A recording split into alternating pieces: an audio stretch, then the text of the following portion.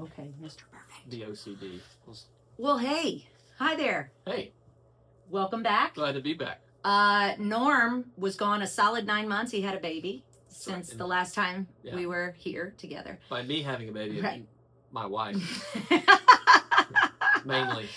Yes, but welcome back. And we were just talking about kind of like the direction to sort of move into, if you have tuned into us in the past, we have kind of started unpacking pain science and trying to create a better narrative around what pain is, understanding that better, and when we understand that better, it becomes less threatening. That's and right. We're better at managing our own pain and also honoring what pain looks like in people around us. And what are we thinking about? So it's kind of backtracking a little bit. We wanted to maybe touch on some of the foundational principles of what trauma is. You might hear a lot, maybe, hopefully, prayerfully, you'll hear a lot in the media about trauma and what is trauma. Like when we think of trauma, there may be lots of different connotations that come up, and I think establishing a shared definition and understanding and framework for understanding how trauma is not just psychological, it's not just relational, but it's also physiological, and how those represent a holistic experience in a human being and in society, I think will give us a really good jumping off point as we go into pain science and as we go into some of the more social considerations, a sociological perspective of what does it look like as a city or a culture to orient ourselves towards pain in a healing way. I think a foundational understanding of trauma is going to be necessary for that. Yeah, I think also if you recall, like our first video that we did, we didn't even get into pain. We just talked about nervous system regulation. Yeah. We just talked about this idea that our nervous system interprets, input in various ways, where, physically, right? Temperature, touch, but also mentally and emotionally. Mm-hmm. And we take that in through our system, and the brain decides, is this important? What needs to happen in response to it? Yeah. And all of that sort of stuff. So when you look at whether it's pain or stress management and self-care and regulating your nervous system, trauma fits into that in the sense that there's some event, and whether that's an event that is massive, right, or a little chronic toxic event that happens over time, thinking more along the lines of a parent that was abusive in some way, right, neglectful, right, or all of that stuff, inconsistency. Right. So trauma then puts sort of a dent in our nervous system about how we respond. So much like in the pain world, where if I have a history of low back pain, my nervous system is going to start being better at sending me messages about what's happening down there, mm-hmm. right? So we get more sensitized to it. That's and we're right. better ready to protect. And in the same realm, when it comes to a traumatized or a stressed nervous system, that's right. that nervous system is going to get better and better at anticipating a threat. That's right. So much so that we think we respond to a threat that's not actually, a threat. Right. And I don't want to say it's not actually a threat, because every person has their experience of what a threat is, and it's not okay for me to say, oh, that's not threatening. Right. When I can recognize that maybe when my child sees something or experiences something and they are responding to it and reacting to it, something about that feels hard to right. them. Yeah. Right. Yeah. And I think there's a very important distinction to make between that which is threatening and that which is dangerous. Yes. And so I think from the nervous system standpoint, our amygdala does a really sloppy job of sorting out threats. Sure. Because it doesn't really care. It's just, if you smell, look, associate with a thing that's harmed us in the past, hey, you're out of here. Right? You walk around the corner of a house, you see a water hose, you jump back. That's right. You didn't stop to think, oh, it's a snake, let me jump back. Your Yeah. nervous system, your amygdala Already fired, came up with that. and then it was like, you Oh, laugh. that's not a Oh, snake. silly me. It's just a hose. Garden hose. Well, right. I when I like do presentations on anything around like, you know, pain and nervous system regulation, I say like the amygdala is like everything's a threat, like right off the bat. That's right. And then it's like, wait. What? No. So I always use the example as I'm terrified of spiders. And I've never actually like had a spider What if you incident did? about, Yeah. but I have hair constantly like that falls out of my ponytail on my arm, and this is fine, you know. And then I'm like, oh, it's just a hair, and I'll pull it off, but still I'm like, Yeah. you know, I can't even with the top down convincing myself that there was never a spider, That's right. it was just your hair.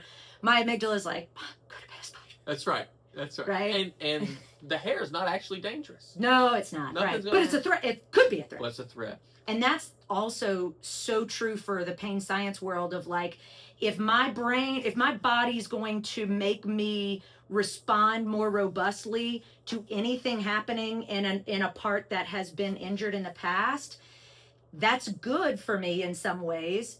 And all of those messages could be threatening, but then when we get down to it, it's like, this is not actually dangerous. Yeah. Thank you for that threat response. But no, we've been here before. It's safe. I can get up out of a chair without panicking, kind of thing. That's you right. know? Yeah. And so, like, at a very basic level, if you're a layman and you're just like trying to track, we're getting into the trauma stuff today. Yeah. We were thinking about doing like a 3-part series diving Yeah. into this, but here we go. Here we are, just like primer yeah. for it. Like, if you're thinking of like a foundational level, like you want to know what trauma is. Trauma is any time when your body, mind, emotions, and with who you are cannot get to safety in a place of perceived or real threat, right?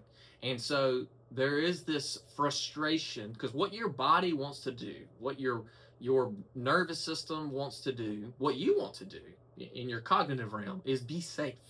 You want to be protected from the dangers that you don't want to have happen to you. Now, I don't mean that you're not a thrill seeker, right? So people jumping out of airplanes or, you know, these ultra marathon, like we need stimulus, but you are choosing that stimulus. And so there's a really big role of choice. Yeah. That's massive, right? In that if you have a threat that you did not choose in your life, that you cannot get away from, the way that your nervous system is going to respond to that is by upgrading your body's response to fight, flight, freeze, submit as strategies so that you can get away from that powerlessness, that sense of threat that you can't escape.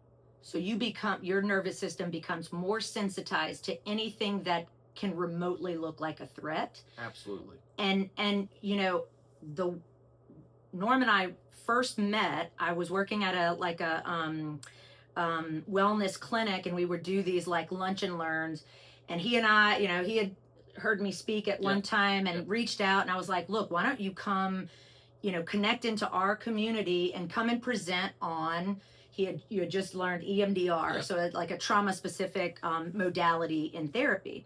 And so he comes and presents, and when he did, the introduction was unpacking, let's first define trauma. So I'm sitting here as someone who thinks she's trauma informed, and I'm listening to this man talk about trauma as not just the big events, not just the PTSD traumas, what they call the big T traumas, right? An assault, war, you know, a major car wreck, event.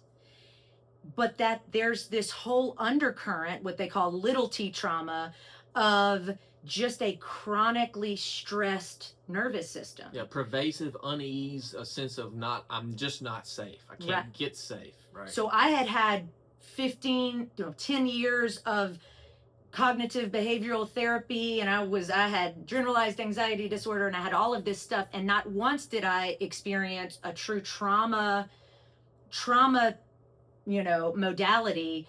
And that was sort of the missing piece for me. Yeah. Now, and that's not to say anything about, you know, my upbringing. It was just about this recognition of my environment and my nervous system and my, the sensitive child that I was, there was something about my existence that didn't feel safe. That's right. Ever. Yeah. So I was chronically stressed and anxious. Yeah. So an easy diagnosis was generalized anxiety disorder. And then when we kind of looked at it, all of the symptoms that I had were trauma symptoms. Right. I never had an assault, right?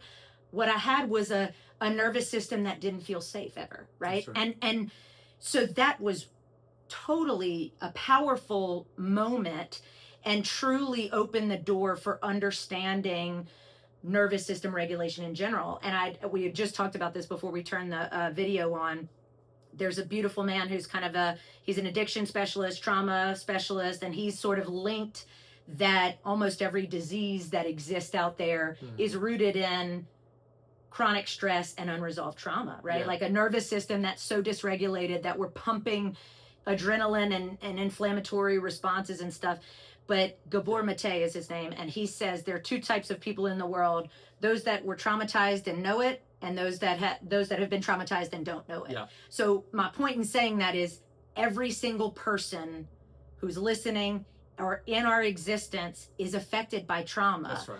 And so, like I was telling him, I try to pitch to schools to do a professional development on, like, what does it mean to be a trauma-informed teacher, or, and people are like, no, that I don't really need to hear that, right? And it's sort of like, you do. So there's, and I think, I want to draw out something that you just said, Claire, that I think was a pretty big, it's nuance, but I think it's you once I tell you what it is, you're going to see it everywhere, right? So when we start thinking about trauma, and we start thinking in the categories of big T trauma or little T trauma, and there's this like personal experience of like, I don't feel safe, I don't feel safe could also for a child be, I don't feel loved, right? I don't feel wanted. And some, you may be thinking, like, as a parent or an adult, like, well, I can't help that. That's that child's, that's their perspective, and I can't change their perspective, right? And so this is a really important understanding. So let's say trauma's happened, and I'm an LPC, so I'm primarily on the downstream effect of trauma.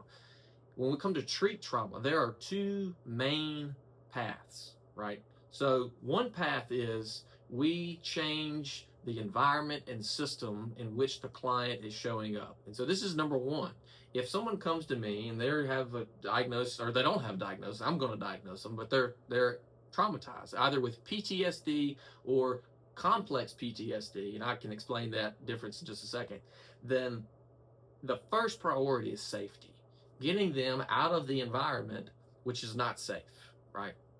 However, that is not the full treatment plan. Mm-hmm. The second pathway is that we must then make this client stronger. We must make them resilient. Mm-hmm. We must make them, in some degree, they must be the island in the stream, the calm in the storm, what some researchers call a non-anxious presence. And that path, depending on the severity of trauma, can be, years or a lifetime, right? But when we think about the role of power and agency in healing, on one side, there's a group that says, well, it's your personal responsibility to make yourself stronger and overcome your circumstances and to become resilient. Yeah. Right. Regulate your own nervous system. That's right. All of that. It's on you. Right. Then there's this other group that's on the other side that says, well, it's on us. We as a society, we as the group, we have to protect those people from adversity, from trauma, from harm. And it's both. Right. Yeah. It's both. We have a responsibility as a society to protect, to nurture, to flourish, and everyone must carry their own weight. Everyone must grow up. And we want that, right? We want to, when you have a child, you don't want the child to be eternally dependent on you. You want that child to outgrow. If my son is not better and stronger and bigger than me on some level, there's like so like you want this. When we think about healing, it's not that we're trying to make excuses through trauma by saying that, look, I have PTSD from these things that happened to me that are not my fault, right? The things that happen to children are not their fault. The things that happen to children are not their fault. Okay, let's let that sink in. Okay. However, healing is always an individual's responsibility. Yeah. Like to some degree, when we're talking about adults, when we're talking about, cognitively developed, not cognitively disabled adults, that their responsibility relies on us, right? Yeah. And so we chart the course we're accountable for our own healing. Now, I'm kind of running a rabbit, but I wanted to draw out that you politically, Republican, Democrat, conservative, progressive, religiously, these break down into different religious camps of the individual must have the power versus the group must protect the individual, right? And I want us to recognize, and when it comes to healing and from a nervous system standpoint, it's really both. Right. Yeah, that's such a beautiful, and because it's funny. So I do an elective in the PT program here at Fran U, and it's a pain elective, right? And I get maybe 6 to 10, right? And I get great reviews. I go in there, charm their pants off, and I'm just selling myself, and then I still only get like 6, because what they're doing is they're saying, pain. I mean, I want to go do sports, or I want to go do, and in my head I'm like, this is the foundation of everything, right? But that is to say, and the same thing with when I go and do community lectures, people are like, I don't think my people want to hear about pain. I don't think my people want to hear about trauma.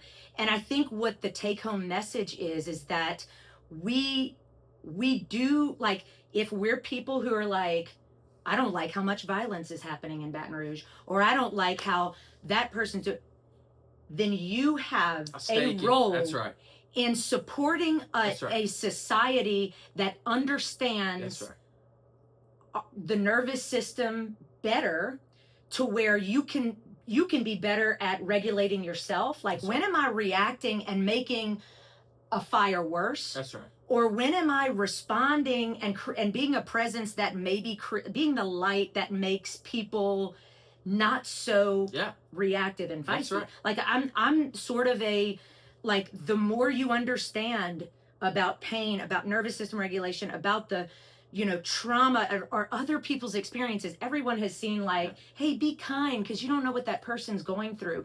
And I love that it sort of gets like, gets brushed off, but it's like every single one of us has the shit that we're dealing with.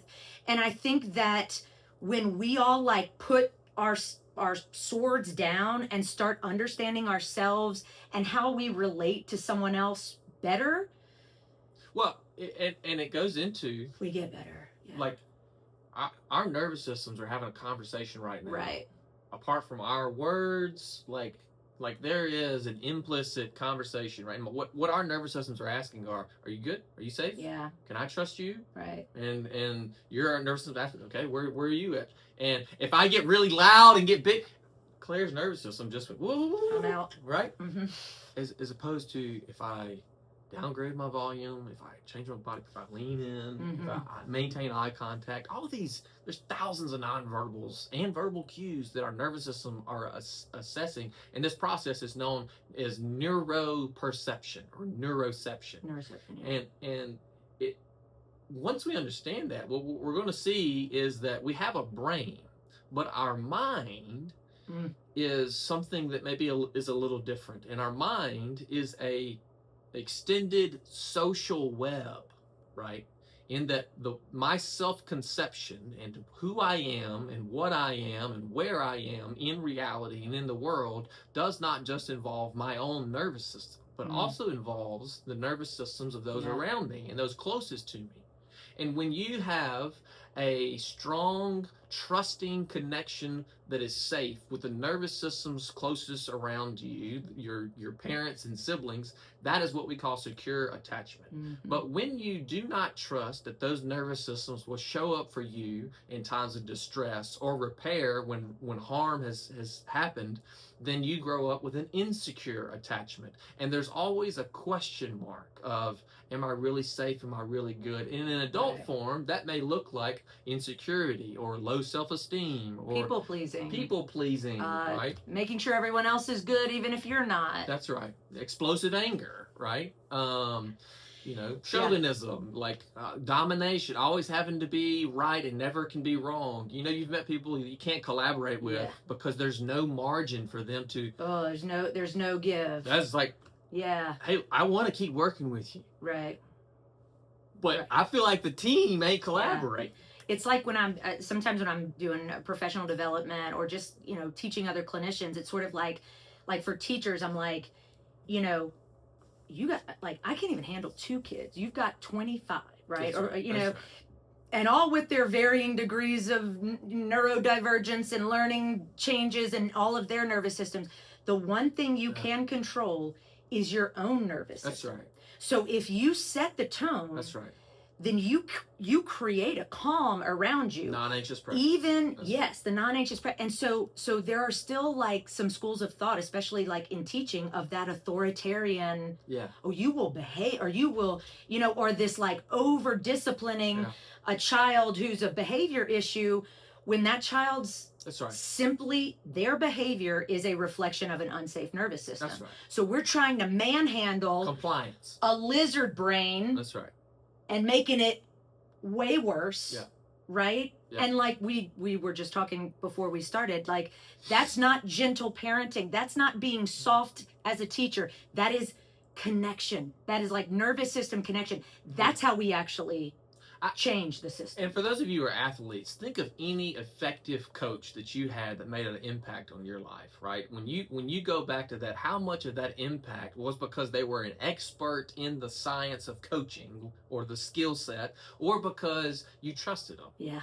And you felt like, hey, they get me and I'm safe with them, and I can talk about why I can't get this technique down and how it makes me feel. And look, I'm being therapeutic with the language, but right. you all of us who played sports, who had coaches who were effective, can go back and say the reason this coach was effective is because I trusted them and I was able to listen to what they were teaching. Yeah, there was a connection. There's a safety there. And my nervous system said, hey, green light. You can trust this guy. Yeah, and it's not even sports. It's it's the classroom. There are so many stories of whole life. This coach broke my child. That's right. I'm at you and ask my dad. There was a 7th grade basketball coach at Our Lady of Fatima who called me a ball hog, changed the trajectory, right? Or it's the teacher changed my world That's in right. the best way. That's right. Or this teacher destroyed my son's spirit. That's scary. So if you don't recognize in any role in your life how much power you have by your own presence, that's right. I have chills. That is that's how we change. And so you may not think that's trauma, right? You may just think, and it's in some sense it's not always trauma, but it is always a dysregulated nervous system. Yeah. Right? And so I think there is a shift. Maybe we need to coin a new term. Maybe we need to come up with language that's more specific, because when we're talking about trauma, we're talking about the consequences of this not being addressed. And this not being addressed is attention to the nervous system. Attention to, look, there's no negotiator in any corporate world who does not understand trust in the role of getting the deal done. Right. And that's what we're talking about. When we talk about trust, we're talking about felt safety. This sense in my body and in my brain, in my emotions, you may think, oh, I just like this guy. Yeah. When you meet Claire, you're like, oh, I like Claire. She's charming, right? But on some level, what we want to shift from is not just saying, oh, they're charming, but to saying I feel safe with them, right?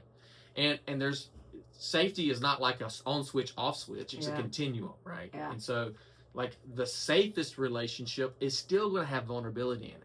And you see this in marriage where the couples, this person, this is my ride or die. Yeah. I am going to go down in flames with or for this person.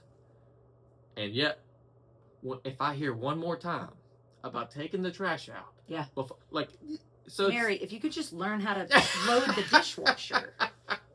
Which, of course, anytime I bring that up, everybody's like, "Oh, you have it really hard. She loads the dishwasher," and I'm like, "Wrong. She loads the dishwasher." Anyway. Well, next week. No, but this feels so important. This is 24 minutes. It just feels important. We will wrap this up, but I think this introduces the next series of Amongst 18 Lamps with Norman Claire about having conversations about trauma, nervous system regulation, and not being afraid to hear those words and be like, no, I don't need that. Yeah, you do. Yeah. Everyone does. And if and when you become better at understanding it, we make this world better. Yeah, that's right. You know. Yeah. Okay. Hey, we're here for you. Yes. Because we care about you. And if we don't know you, we probably would care about you if we knew you. I tend to take on every word. Reach out, comment. Yes. See you next week. All right. Later, Gators.